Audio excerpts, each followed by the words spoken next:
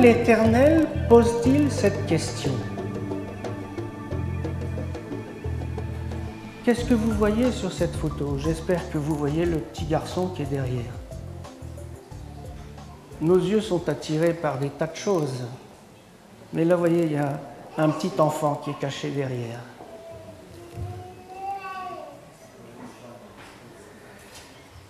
Dieu nous a donné des yeux pour voir. Et que voyons-nous? Regardez ce petit chat. Il se regarde dans un miroir et qu'est-ce qu'il voit? Un lion. Ah bon, ben il voit. Il voit, mais il ne voit pas bien.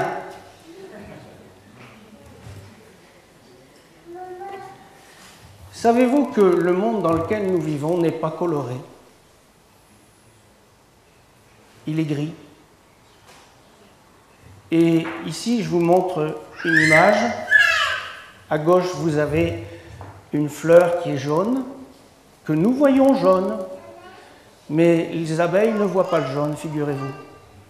Et les abeilles voient l'ultraviolet. Et quand on tripote les fleurs en faisant des trafics génétiques, eh bien, les ultraviolets ne viennent plus sur les fleurs et les abeilles n'y vont plus. Alors, de quelle couleur est la fleur? Jaune ou bleu-violette? Regardez ces images. Ce sont des scientifiques qui ont essayé de reconstituer la vision des animaux. Alors au milieu, vous avez la vision d'un homme. Et puis regardez en haut un taureau. Un taureau voit en noir et blanc et il voit en saccade. C'est-à-dire que lorsqu'il voit passer un train, il le voit passer comme ça en saccade. La mouette voit rouge. C'est curieux, non? On n'est pas dans le même monde, hein? La grenouille voit en tout petits morceaux. Et puis l'abeille, là-bas, mais là ils ont mis un peu de jaune, mais l'abeille ne voit pas le jaune. L'abeille voit violet, bleu, vert. Pourquoi je vous montre tout ça? C'est pour vous montrer que nous voyons quelquefois mal et nous ne voyons pas pareil chacun. Regardez ici, une belle jeune fille, et puis vous savez, dans nos yeux, il y a 3 capteurs, et quand un de ces capteurs ne marche pas bien, eh bien regardez ce qui se passe. Alors je ne vous explique pas les tritanopes, deutéranopes, protanopes, mais voilà des visions différentes de personnes qui sont daltoniennes. Regardez un petit peu ici, des cabines de plage. Alors, les daltoniens, les gens qui ont une vision normale voient à gauche, et puis des daltoniens, voilà 2 sortes. Mais alors, moi, je vous pose la question, mais de quelle couleur est la cabine?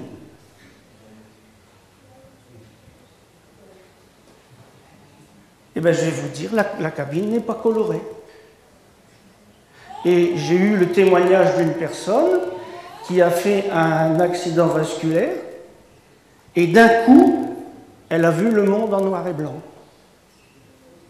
Parce que tout se passe dans le cerveau. Ce serait trop long à vous expliquer. Regardez cette jeune fille qui fait le poirier. C'est rare. Mais elle a l'air mignonne, hein? On la voit mignonne. Maintenant, je la retourne. Ah, j'avais pas vu ça. J'avais pas vu. Voyez comment nous voyons. Nous sommes conditionnés, pourquoi? Parce que la lumière nous vient du dessus. Et nous voyons toujours les gens dans le même sens. Maintenant, regardez ces losanges. Ils sont tous identiques. Vous n'allez pas me croire, hein? Ils sont foncés vers le bas et clairs vers le haut. Et ils sont tous identiques, je vous le promets. Alors je vais vous le prouver, parce que je vais en prendre un du bas et je vais le faire monter. Regardez. Et je vous promets, il ne change pas de couleur en route. Ah mince. Alors qu'est-ce que je vois, moi? Je ne vois que l'apparence. Regardez. Vous voyez la zone A et la zone B? c'est exactement la même couleur. Ah, vous allez me dire, c'est pas possible. Là, il nous joue un tour. Non, je vous promets, c'est la même couleur. Alors, j'ai fait un carré en haut et je vais le promener, regardez. Vous voyez, il s'est posé, c'est cette couleur-là.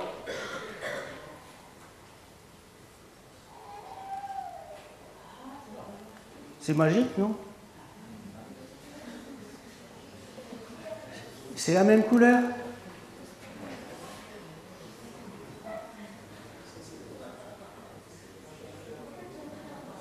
Et là, quand vous le regardez, vous dites, c'est pas possible.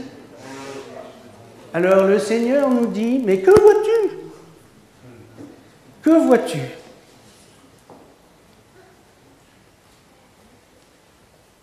En fait, l'Éternel ne considère pas ce que l'homme considère. L'homme regarde ce qui frappe les yeux et l'Éternel regarde au cœur. Ça, c'est vraiment le plus important. Et le plus important, c'est que nous puissions arriver à voir comme le Seigneur voit. Alors, dans l'histoire de la lumière, à un moment donné, vous voyez, il y a eu en Égypte les 10 plaies. Et une des plaies était les ténèbres. Et qu'est-ce qui se passait pendant ces ténèbres? Regardez, on ne se voyait pas les uns les autres. Dieu aurait pu écrire, on ne voyait pas les objets, on ne voyait pas les maisons, on ne voyait pas, je ne sais pas moi, les chariots, les mulets, tout ce que vous voulez. Non, il dit, on ne se voyait pas les uns les autres. Une société dans laquelle les hommes ne se voient pas les uns les autres. C'est une société de ténèbres. Et il est dit, il y avait de la lumière dans les lieux où habitaient les enfants d'Israël. Donc Dieu avait confié la lumière à un peuple. Et le Pharaon a décidé de détruire le peuple qui portait la lumière. Alors il a dit aux sages-femmes des Hébreux, quand vous accoucherez les femmes des Hébreux et que vous les verrez sur le siège, si c'est un garçon, faites-le mourir. Si c'est une fille, laissez-la vivre. Pourquoi? Mais tout simplement parce que s'il détruisait tous les garçons, il n'était plus possible de se reproduire. Et donc il tuait le peuple qui portait la lumière. Et j'ai trouvé ce petit garçon qui porte la lumière. Il porte la parole de Dieu, la lumière. Tuez ce petit enfant. Eh bien, vous savez qu'un jour, il y a un roi grec. Ce n'est pas la peine de rentrer dans les histoires vraiment historiques, mais il y a un roi grec qui a fait quoi? Il a détruit tous les rouleaux de la parole de Dieu qu'il trouvait. Ensuite, il a voulu détruire la marque de l'alliance entre le peuple qui portait la lumière et Dieu. Et cette marque de l'alliance, c'était la circoncision. Il a interdit la circoncision, exactement ce que vient de faire l'Europe. L'Europe vient d'interdire la circoncision en Europe. Il a profané le temps consacré à Dieu. Le temps consacré à Dieu, c'était le Shabbat. Et il a obligé les gens à travailler pendant le Shabbat. Il a souillé le temple de Dieu en égorgeant une truie dans le temple. Maintenant, on veut nous imposer l'enseignement aux enfants, un enseignement sexuel dépravé aux enfants dans les écoles. On veut leur apprendre à 4 ans la masturbation. C'est souiller le temple de Dieu. C'est-à-dire que, encore, on recommence. Mais Dieu n'a pas permis, alors, bien entendu, le peuple de Dieu qui portait la lumière s'est révolté. Il y a eu une guerre pendant 3 ans, un peu plus de 3 ans, et elle s'est terminée par un miracle.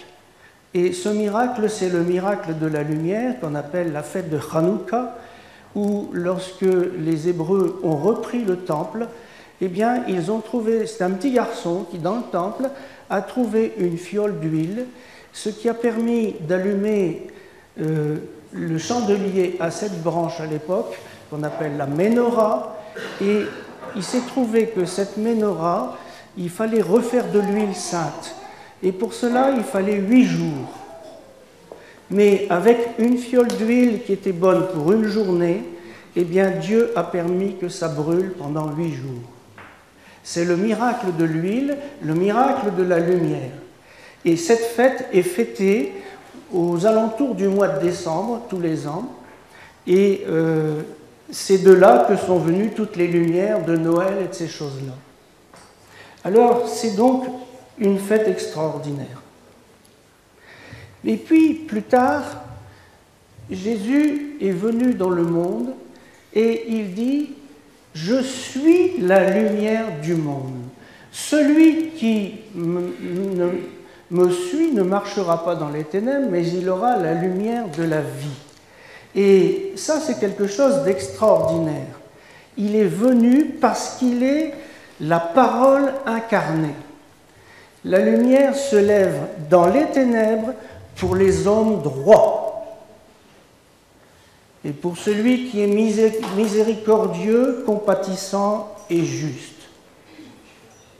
Alors, regardez, cette lumière était la véritable lumière qui éclaire tout homme. Et malheureusement, Jésus est venu parmi le peuple qui devait porter la lumière et il n'a pas été reçu. Il n'a pas été reçu. Et vous voyez ici un lépreux qui, voilà, il y en a 10 qui ont été guéris, il n'y en a qu'un seul qui a reçu vraiment la lumière et qui a compris. Il n'a pas été reçu chez les siens. Et vous voyez ici, Jésus a fait beaucoup de miracles et ça n'a pas ouvert les yeux des gens. Notamment dans ces 3 villes, Bethsaïda, Chorazim et Capernaum, ça forme un triangle qu'on appelle le triangle évangélique. Et dans ces 3 villes, Jésus a fait beaucoup de miracles et personne n'a cru. Alors Jésus a eu des paroles très dures pour ces villes.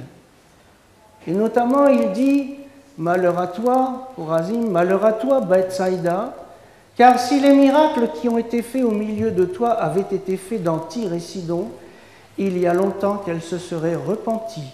Elles sont condamnées, pourquoi ? Parce qu'elles n'ont pas reçu la lumière.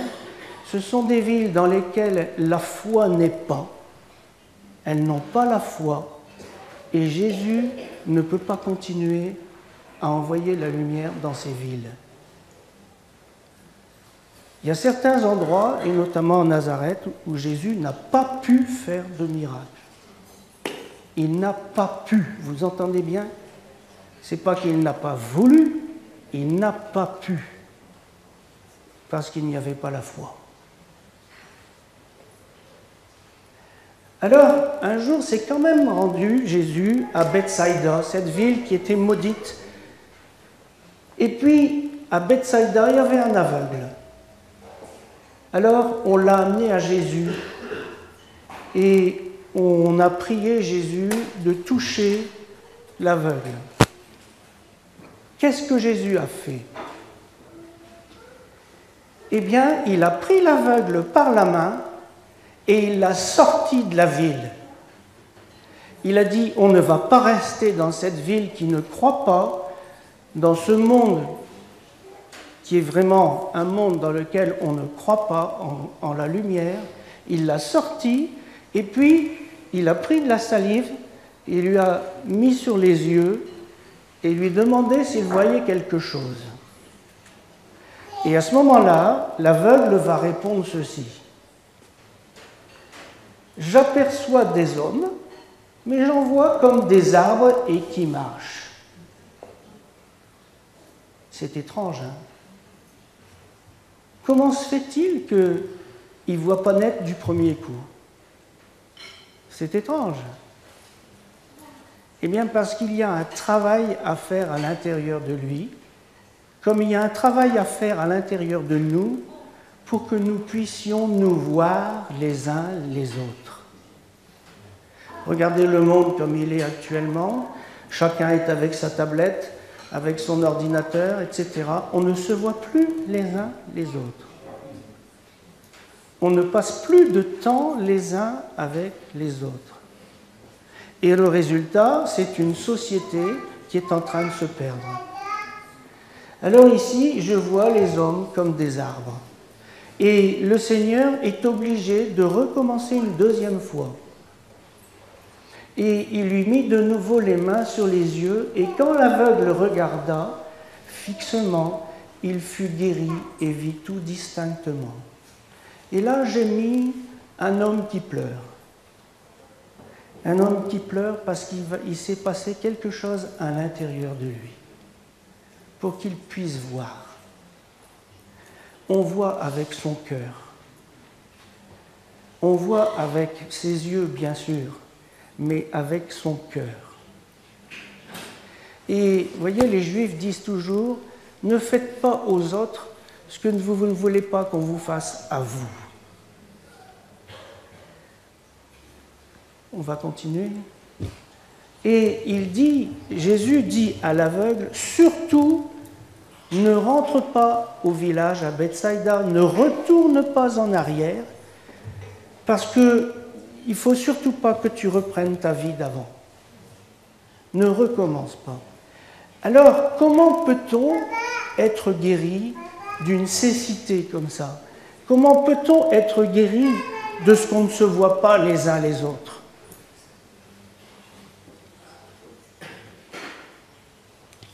Regardez au sein de la détresse comment Dieu parle. Tant que je me suis tu, mes os se consumaient, je gémissais toute la journée. Je t'ai fait connaître mon péché, je n'ai pas caché mon iniquité, j'ai dit, j'avouerai mes transgressions à l'Éternel, et tu as effacé la peine de mon péché. Ça commence par ça. Et à ce moment-là, Dieu répond. Et il dit, je t'instruirai, je te montrerai.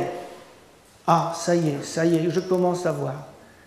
Je te montrerai la voie que tu dois suivre. Je te conseillerai, j'aurai le regard sur toi. Vous vous rendez compte de ce qui se passe là? La guérison du cœur entraîne la guérison physique, mais en même temps, il ouvre nos yeux pour qu'on puisse voir le chemin de nos vies. Qu'est-ce qu'il y a de plus important quand on arrive au seuil de la fin de sa vie? Qu'est-ce qui est de plus important? C'est de dire, Seigneur, j'ai marché dans le chemin que tu avais tracé pour moi. J'ai fait les œuvres que tu avais préparées pour moi. Seigneur, ouvre mes yeux pour que je voie mon chemin. Ouvre mes yeux pour que je voie les gens qui m'environnent, que je puisse les comprendre, que je puisse les aimer, comme toi tu les aimes. Ouvre mes yeux, parce que moi je ne vois que l'apparence. Et l'apparence, on l'a vu tout à l'heure, ça nous trompe. Alors, je pose la question, que vois-tu? Vois-tu la main de Dieu dans ta vie? Portes-tu la lumière? Si tu es du peuple de Dieu, tu portes la lumière. La portes-tu ou tu dois la porter? Possèdes-tu la lampe de Dieu? As-tu de l'huile dans ta lampe en réserve pour les temps qui viennent? Vois-tu les hommes qui t'entourent? Et je me pose la question à moi, y a-t-il une poutre dans mon œil?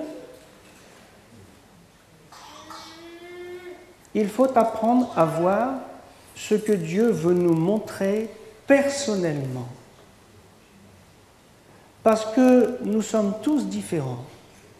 Et nous avons tous une façon différente d'avoir une relation avec Dieu. Je ne sais pas comment vous êtes avec le Seigneur, comment vous recevez du Seigneur. Mais je sais une chose, c'est que nous recevons tous de manière différente. Et quelquefois, j'entends des gens qui disent « Mais moi, je ne sais pas, le Seigneur ne me parle jamais. » Il y en a d'autres qui voient le Seigneur tout partout. Remarquez qu'il est écrit « Reconnais-le dans toutes tes voies et il aplanira tes sentiers. » Dans toutes tes voies. Ah, Seigneur, alors j'aimerais bien le voir. Dans toutes mes voies. Et j'aimerais vous lire une histoire ici, parce que c'est vrai, quelquefois, vous avez parmi les chrétiens des gens qui reçoivent de Dieu sans arrêt, et d'autres qui disent ben, « moi je ne reçois jamais rien. Et je trouve que le Seigneur, je ne sais pas s'il me conduit ou pas. » Et ces gens font une sorte de complexe par rapport à ceux qui reçoivent tout le temps. Et j'aimerais vous lire une histoire ici. Vous voyez, c'est extrait d'un vieux livre très connu qui s'appelle « La direction divine », que beaucoup de chrétiens ont lu. Et habituellement, vous voyez, la direction de Dieu est si naturelle que le chrétien conduit par l'Esprit ne s'en rendra même pas compte. L'acte initial de la confiance envers Dieu peut se comparer au fait de monter dans un train. Une fois que vous vous y trouvez, vous ne vous souciez pas des aiguillages, des feux rouges ou des feux verts. C'est le travail du mécanicien. Votre responsabilité personnelle est de monter et de rester dans le train. Alors je vais vous lire une histoire. Combien de fois ne nous trouvons-nous pas, comme par hasard, à l'endroit qu'il faut et à l'heure qu'il faut? Un évangéliste racontait l'histoire suivante.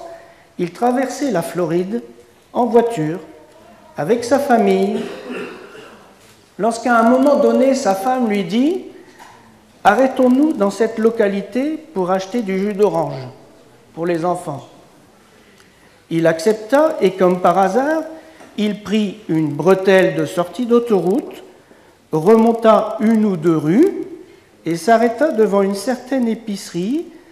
Avant même qu'il y ait eu le temps de sortir de voiture, une dame traversa la rue en courant, vint vers lui et lui dit « Êtes-vous pasteur ?» demanda-t-elle hors d'haleine. « Oui. »« Gloire à Dieu !» s'exclama-t-elle. « J'ai prié ce matin pour que Dieu envoie un pasteur, afin qu'il impose les mains et prie pour ma guérison. Dieu m'a dit que vous conduiriez une voiture familiale et que vous auriez une caravane en remorque. » Elle examina la voiture familiale et la caravane marron de l'évangéliste et demanda « Pourquoi avez-vous mis si longtemps ?» L'évangéliste et sa femme ne connaissaient rien du plan de Dieu pour eux cet après-midi.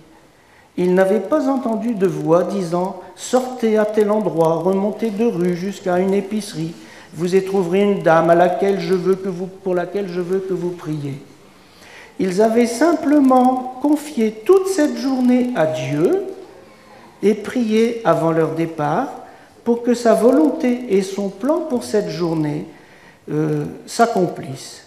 Lorsque nous faisons de même, nous commençons nous aussi à nous trouver dans les endroits qu'il faut et au moment où il faut pour que la providence de Dieu agisse en notre faveur. C'est une vie riche d'aventures. Vous voyez, cette petite histoire montre que Dieu nous conduit même quand nous ne le savons pas. On va continuer. Et parmi les chrétiens, vous avez des Marthes et des Maries. Et vous voyez, vous avez des gens qui passent beaucoup de temps dans la méditation Et d'autres moins. Ne sont-ils pas tous les deux connus de Dieu? Il y en a qui vont passer leur temps à bricoler, à, je ne sais pas, travailler au jardin, travailler, etc. Mais ils sont toujours quand même en relation avec le Seigneur. Et puis il y a ceux qui préfèrent méditer, assis ou allongés. Et alors, ne sont-ils pas tous les deux des enfants de Dieu? Comment nous les voyons? Vous voyez, c'est un grillage avec des gouttes d'eau.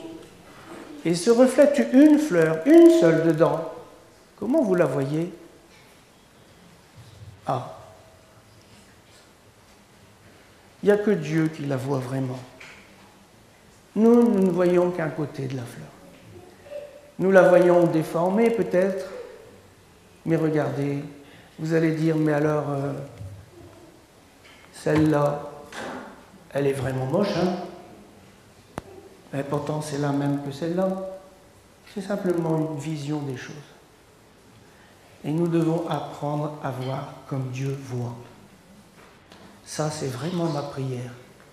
J'ai besoin, moi, de voir comme Dieu voit, d'aimer comme Dieu aime. Je ne sais pas aimer par moi-même. Regardez cette fleur, quelle beauté magnifique. Dieu fait son Église de la même façon que cette fleur. Où étais-tu quand je fondais la terre? Dis-le si tu as de l'intelligence. Hein? Dis-le. Où étais-tu?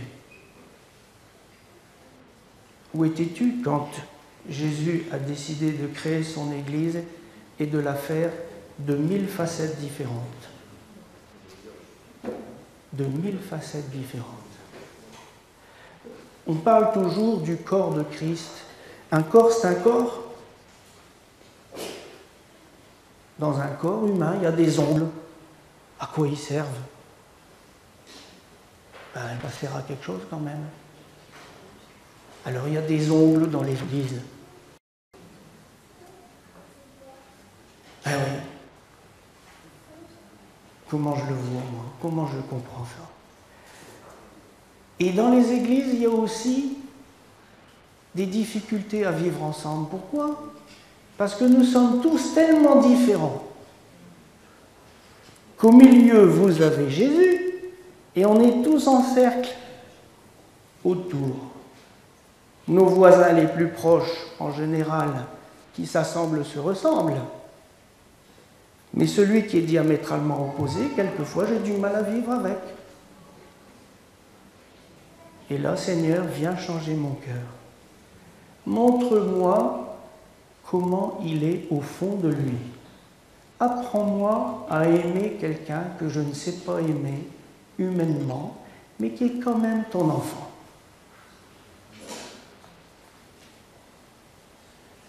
Et ici, pour la fin des temps, ceux qui craignent l'Éternel se parlèrent l'un à l'autre, et l'Éternel fut attentif. Un livre de souvenirs fut écrit, et pour ceux qui craignent l'Éternel, qui honorent son nom, et Dieu dit, ils seront à moi, dit l'Éternel des armées, ils m'appartiendront au jour que je prépare. Ce jour, il est proche. J'aurai compassion d'eux, comme un homme a compassion de son fils qui le sert. Écoutez bien, c'est important. Et vous verrez de nouveau la différence entre le juste et le méchant, entre celui qui sert Dieu et celui qui ne le sert pas. Il y aura de plus en plus de différence entre celui qui aime et qui sert Dieu et celui qui ne le craint pas. Et il va falloir tenir debout, parce qu'il va falloir assumer la différence, assumer et avoir des convictions. Il faut que le corps de Christ soit cohérent. Il faut que le corps de Christ soit uni. Il faut que le sang circule dans le corps de Christ pour qu'il tienne debout.